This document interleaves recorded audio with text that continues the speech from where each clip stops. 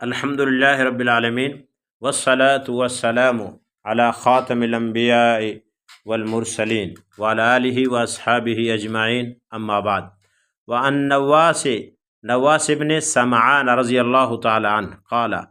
سمعت رسول اللہ صلی اللہ علیہ وسلم یقول یؤتى یوم القیامة بالقرآن وأهله الذین كانوا یعملون به فی الدنیا تقدمه سورة البقرة وآل عمران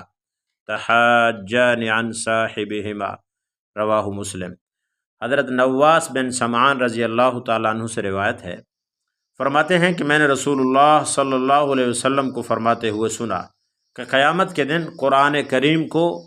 اور ان لوگوں کو جو دنیا میں قرآن پر عمل کرتے تھے بلایا جائے گا۔ سورہ بقرہ اور سورہ آل عمران ان کے آگے آگے ہوں گے،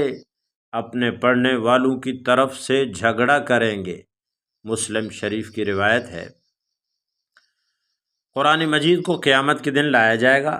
مطلب یہ ہے کہ قرآن کو قرآن کی ہی شکل و صورت میں میدان حشر میں لایا جائے گا، یا قرآن سے مراد ثواب قرآن ہے کہ ثواب قرآن کو لایا جائے گا۔ وَأَهْلِهِ الَّذِينَ كَانُوا يَعْمَلُونَ بِهِ فِي الدُّنْيَا، دنیا میں جو لوگ قرآن پر عمل کرتے تھے، اس جملے سے معلوم ہوتا ہے کہ قیامت کے دن قرآن ان لوگوں کی سفارش کرے گا جو قرآن پڑھتے تھے اور اس پر عمل کرتے تھے، اور جو صرف قرآن کی تلاوت کرتے ہیں اور عمل اس کے خلاف کرتے ہیں تو قیامت کے دن قرآن ان لوگوں کے لیے کوئی سفارش نہیں کرے گا۔ تقدمہ سورۃ البقرۃ وآل عمران، اس جملے کا مطلب کہ آگے آگے سورہ بقرہ اور سورہ آل عمران ہوں گے،